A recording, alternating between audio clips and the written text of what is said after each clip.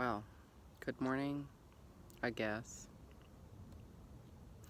Wanted to come on here and have a long, not too long, candid conversation about major depressive disorder and anxiety.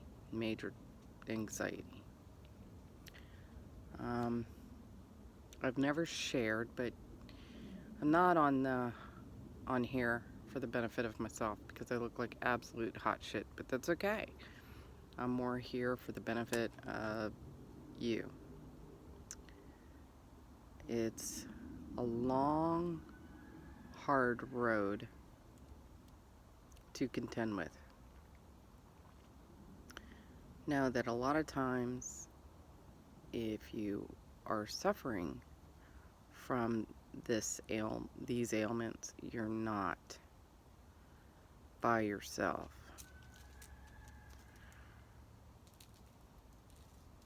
This is what major depressive disorder and anxiety looks like. You may see people and they look like they got their shit together, but truthfully, maybe they may not. You may see the cheery, bubbly, happy person when they have to be, but they may not always be that. Hence, you really don't know what's going on with people unless you really know them, and unless they're willing to share. So here you go. I'll share. Doesn't matter what causes the major depressive disorder or anxiety, because honestly, whether it's something from your childhood, something hereditary. Depression is also hereditary, or circumstantial, or financial. Doesn't mitigate the fact that you have it. A lot of people, when they are tending to try to help you, kind of talk to you about getting you through these episodes, they're like, okay, you gotta, snap out of it, compartmentalize, do stuff, or whatever, which can be extremely hard to do. Sometimes impossible to do, depending on your range of your major depressive disorder and anxiety disorder. Especially when it starts to transition into something else. So technically, I've probably had depression for most of my life, but it went in different ways. So before, years ago, 2013, 2013 and before, it presented itself in, me coming home from work, go to work, come home from work, sit on the couch, turn on the TV, watch TV. Don't cook dinner. Don't clean the house. I would get around to it, but, it was just at a point that I was tired. Just tired. When you get through a full day of work, you're just tired. You don't feel like doing all this other stuff. And I think that's most of women nowadays, working women. You've got a lot of shoes to fill sometimes. Anyway, so one day I came home from work and I said, okay, I'm not going to sit down. I'm not going to turn on the TV, because I knew my capacity is once I hit the couch, that's it. I'm not doing nothing else. So for a couple years there, I stopped doing that, and I would not sit down, and I would clean the house or cook dinner or do something, and then I would go to bed at 9 o'clock. I'd be tired, really tired, which is good for sleep, but still had it. Just didn't think about it.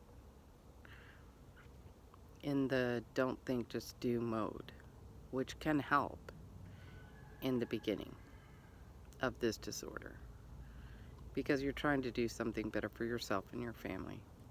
And when you do more things to make you more productive, you do feel better. However, when it started transitioning into major depressive episode and major anxiety back in 2016, that's when I decided to seek treatment for it. Hence the and that was coming out in maybe outburst or such, or too much going on, inability to focus on things. It's too much. So, go to the doctor. What do? They put you on meds. The meds help for a while. Get you back into a somewhat functionable well-being. I was happy for a minute. But, however, medications are only a band-aid for the actual problem. If you're taking the medications, they're not really intended for long-term.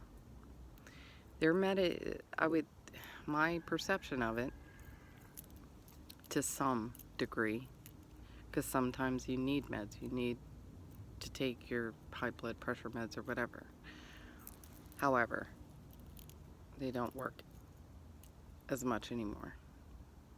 And when you're upping meds and upping meds and upping meds and upping meds, it just gets you lost.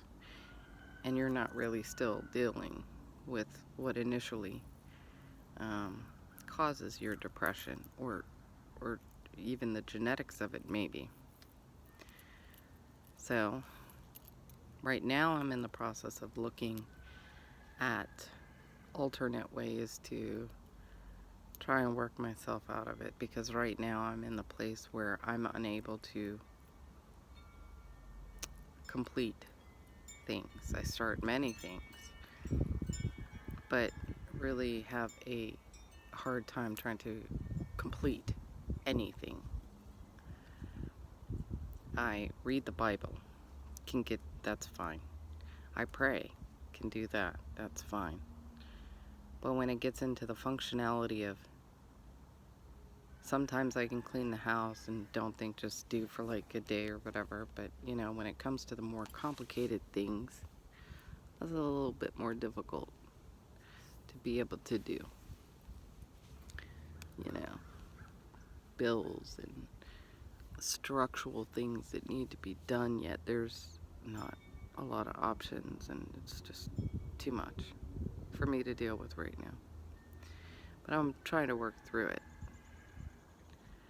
But know that if you're feeling the loss and the empty and the inability to be able to focus, scatterbrained, sometimes, like right now, the anxiety can turn into almost shutdown, panic, tornado in the brain. There's just so much going on. Heart palpitations, just too much.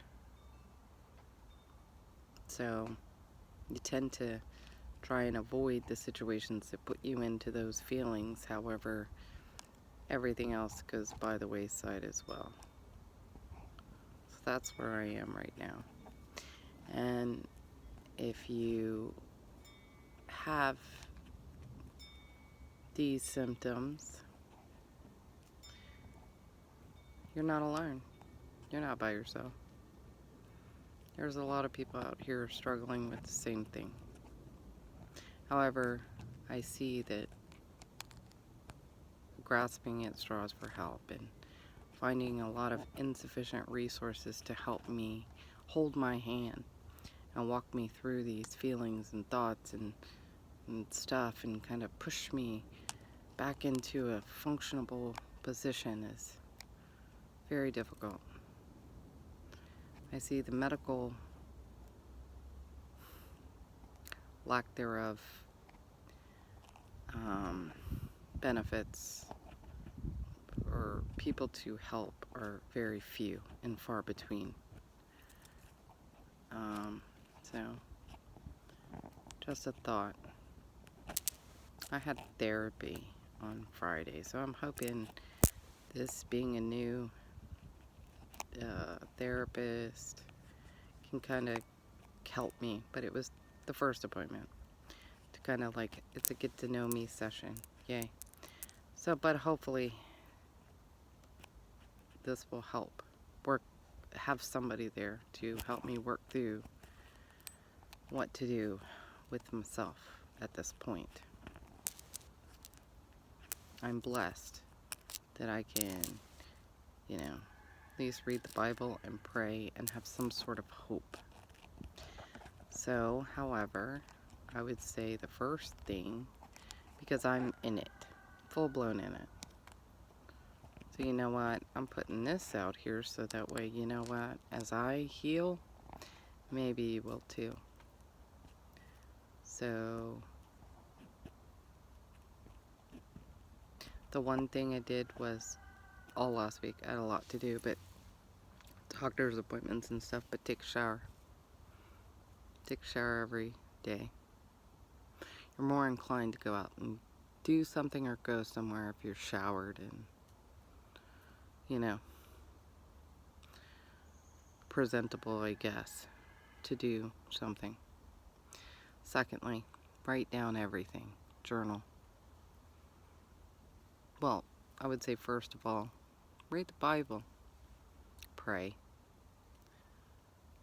If it finds you, I would suggest doing that. Then take a shower. And then I lost my train of thought. How you like that? So getting in the shower, journal. Journal your thoughts, your feelings, your emotions. What are you doing when you're starting to get these feelings or anxiety or panic? The panic, that sucks.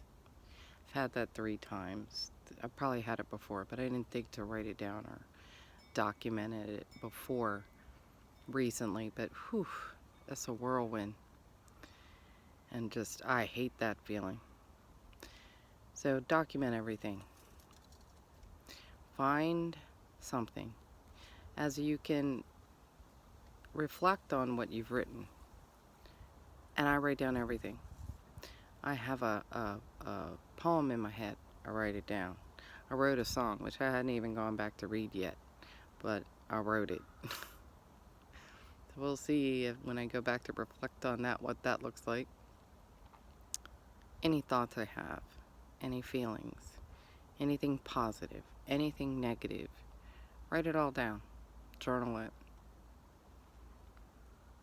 So hopefully this finds you well. As I recover, I'm more than willing to bring you on the journey to my own recovery from this really debilitating illnesses. So this is the first that I'm sharing. I haven't thought to put myself out here like this, but you know what? I'm not alone. And I know other people feel the way I feel and are going through what I'm going through, and know that there are other people that are with you. And hopefully through my process, maybe I can help someone else's process. As I fix my shit, hopefully it'll help you fix your shit. So anyway, it is March 17th, I think, Sunday. Could have my date wrong because you notice in depression your time thing gets all screwed up. You don't know what day it is. So anyway, have a blessed day, and I will see you all soon. Peace.